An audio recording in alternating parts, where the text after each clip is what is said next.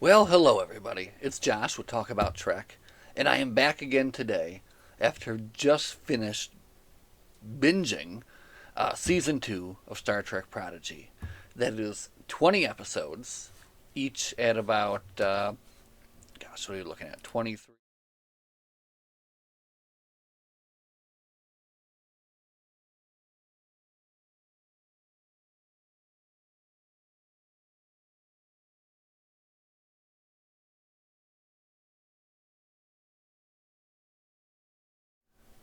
Uh, to be precise. So, what do I have to say after 7.6 hours of Star Trek in one day? Give me more. Give me more Star Trek Prodigy. Oh my goodness.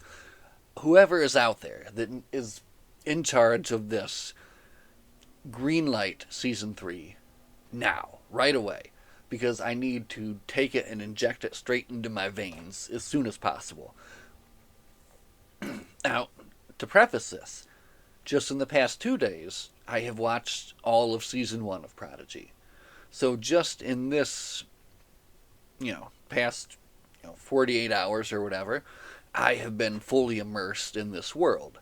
Now, season 2 was, oh, now it's going to take me a while to gather my full thoughts. So I think what we'll do is we'll do this in kind of two sections here.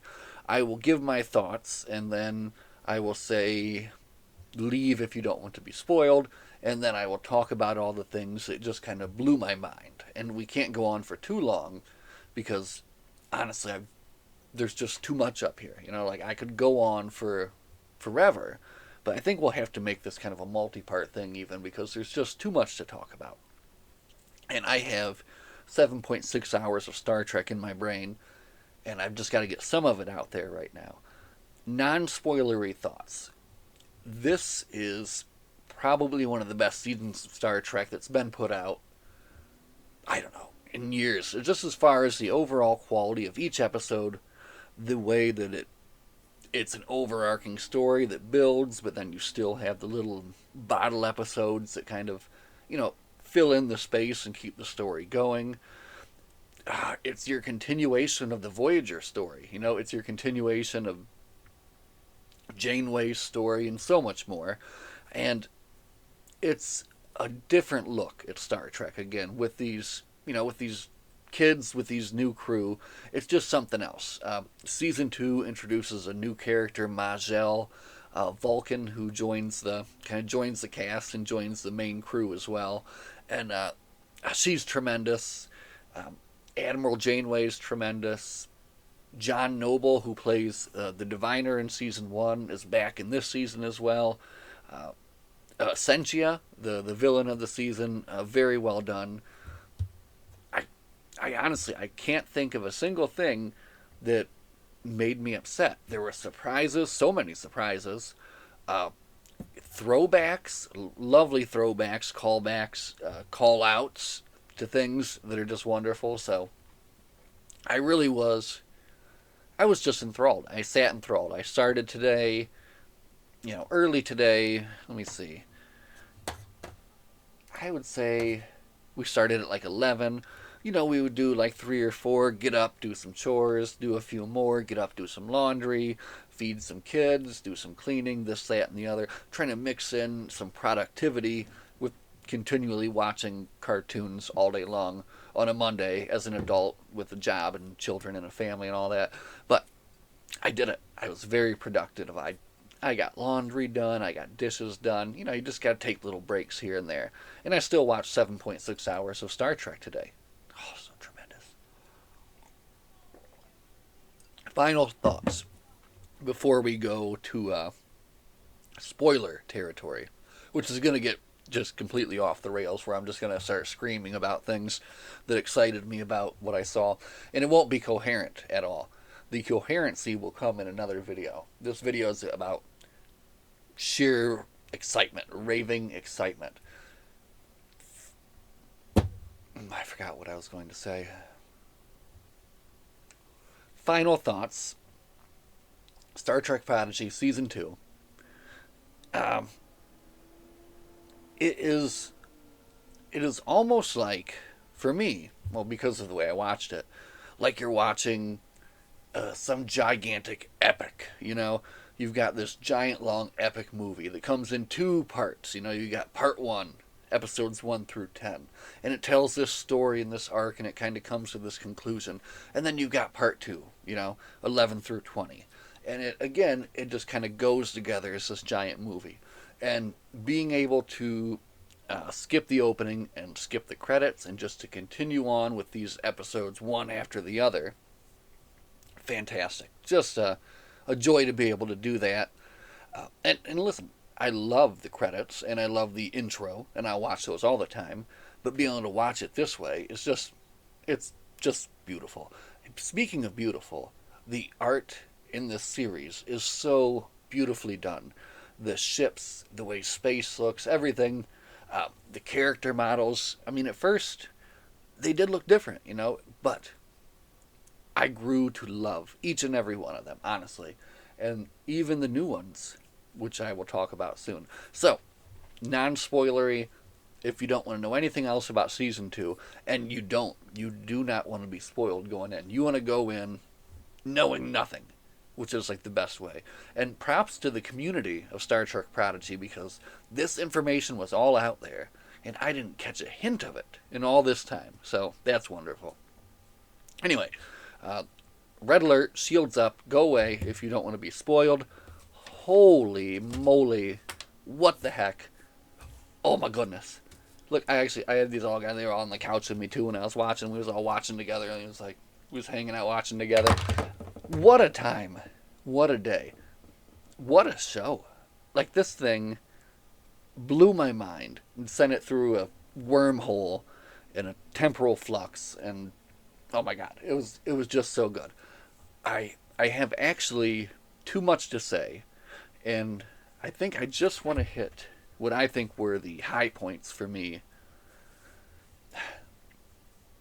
There's so many. Let's start kind of at the beginning. So the crew starts out with the Prodigy crew in the academy, right? And then they get called up to a special mission, and they're aboard the Voyager A, right? Oh my god. Okay. And who brings them aboard the Voyager A? The Doctor, Bob Picardo, back as the Doctor. And I was concerned that maybe he was just going to be like a bit part in it. He is not a bit part. He is a main character of this show, playing a big role throughout the entire series. I don't know if he wasn't huge in every single episode, but certainly main character status, right?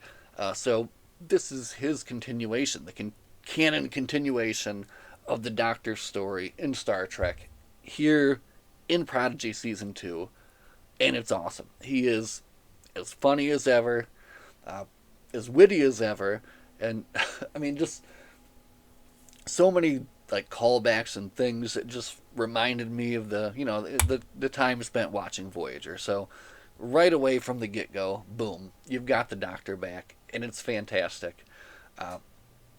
There's stuff about opera. There's so much going on there. The Doctor even name drops the Cerritos crew, which I loved. So, like, there was a certain scene where they were talking about the craziness of the Prodigy crew, and something about how they're almost as crazy as the crew of the Cerritos. So that's great. Just a lovely little name drop there. Very happy with that. So, okay. So we talked about the Doctor. They go on board the Voyager A, right? And they have a mission to investigate the wormhole, which was... I've been yelling at you this whole time. Sorry, I've been yelling at you. I hope you turned it down. Investigate the wormhole that was created at the end of Season 1 with the explosion of the protostar, right? Oh gosh, I'm already dragging this out for too long. All right, we got to hit the high points here. We're going to finish this up in 5 minutes here. High points. Oh my god, there's literally too many to talk about. First off, they steal a ship again. Hilarious. They don't mean to, but they do steal a ship again. This time it is a specially built ship designed to go through this wormhole called the Infinity, which has special spatial shielding, right? So they steal this ship. A new character joins the cast, Majel. Wonderful, wonderful character. Loved her so much, and of course, an homage to Mazelle Barrett Roddenberry, right? So, just fantastic addition to the crew, um, and just like a good kind of counterplay as well to their craziness, having this Vulcan among them. So, anyway, they get away. They travel back to the past. A great, huge part of what was awesome about this was like the temporal causality loops, I guess. Basically, were like they would go back into the past, and then they would have to do something, and it turned out that they were the ones that did it all along. There's too much to even go on about all that. But they go back to the past. They meet Chakotay before he escapes to the protostar. Bird puns. Oh, so many good bird puns. There's an episode just full of bird puns, and they're very good bird puns. Um, oh gosh, I'm missing so much stuff, but we're just gonna just keep jumping ahead. Uh, Again, more timey wimey stuff. Uh, then mystery, a little bit of a mystery. They've got some clues being dropped. Something's happening. Cetacean ops.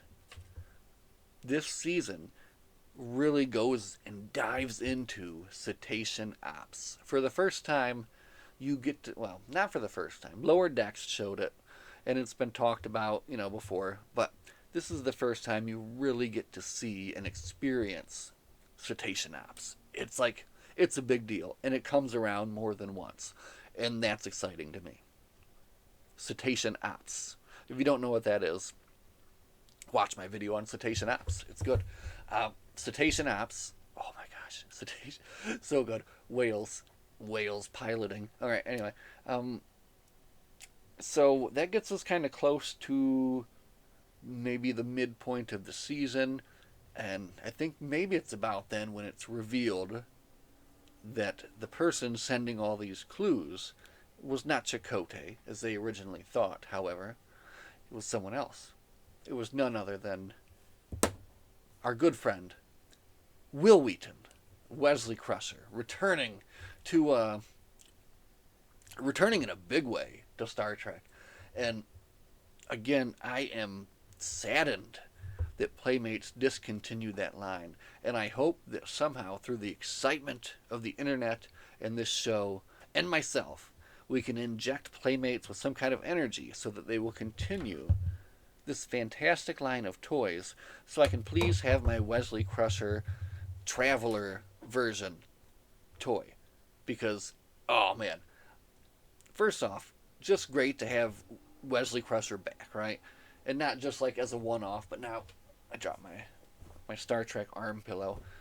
I even have a Star Trek arm pillow for my arm to put there when I'm talking about Star Trek. Anyway, Wesley Crusher's back.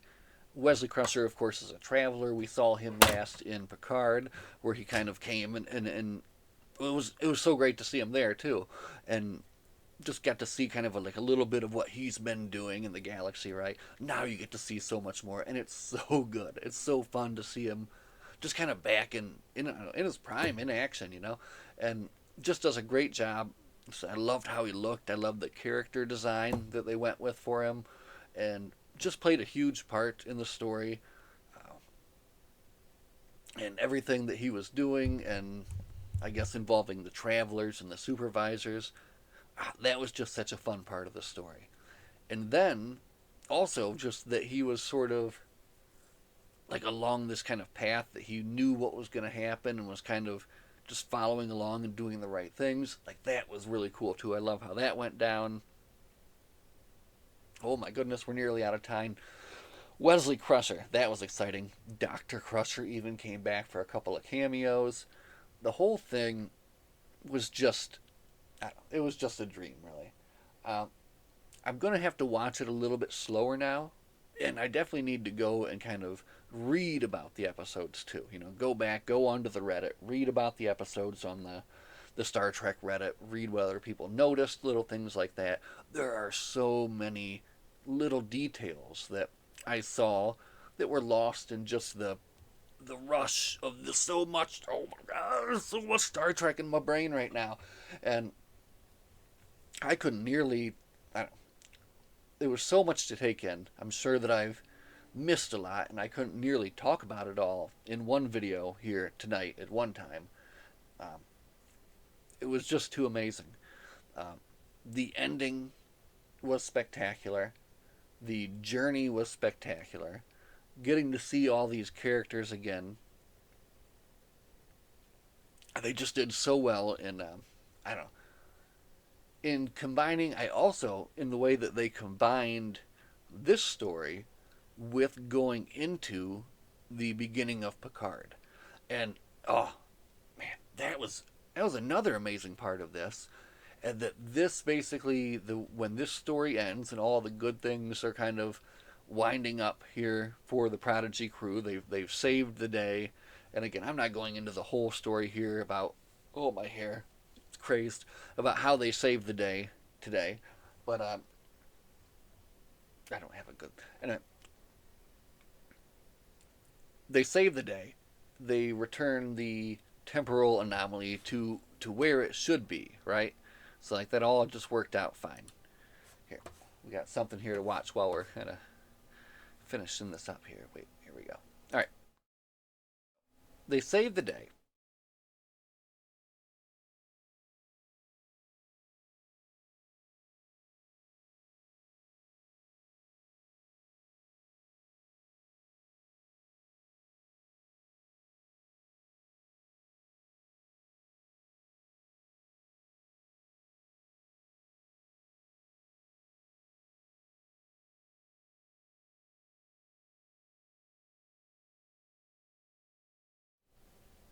Okay, I'm back.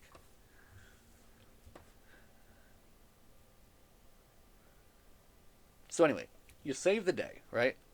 You save the day, and then you're back at the academy, and you're tying everything together, right? And here's what happens. You look up and you get the announcement that the synths have attacked Mars. Ah, oh, such a good ending, right? So the Federation is now drawing back, right? The Federation is drawing back. They're kind of working on protecting their own borders a little bit more, okay? Uh, and they basically kind of put a stop to all of their exploration that they want to do. It's not going to happen anymore, right? But Janeway pulls some strings, comes up with a special kind of a special exploratory operation, gets the Protostar crew all pips of their own, and sends them out on the new and improved Protostar class ship, the USS Protostar.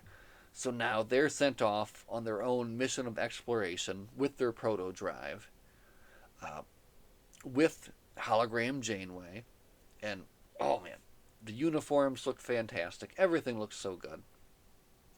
It was just a truly good ending. I mean, really, really well done. Tied everything together. Made me just, I don't know. I have to have a season 3. So if I have to start some sort of letter writing campaign, or if I have to have my son draw a million pictures of the characters from Prodigy, and I will just keep posting videos constantly online to garner interest, and I'll just keep watching it and telling other people to watch it, and you should watch it. Go watch it right now. It's fantastic. I'm probably going to watch it again soon, very soon. Uh, oh, so good. Oh, so good. All right, that's it. We're not going to talk anymore about Prodigy tonight. We'll talk about it again tomorrow, maybe. As always, everybody, live long and prosper. And we'll see you guys in the next one. Bye.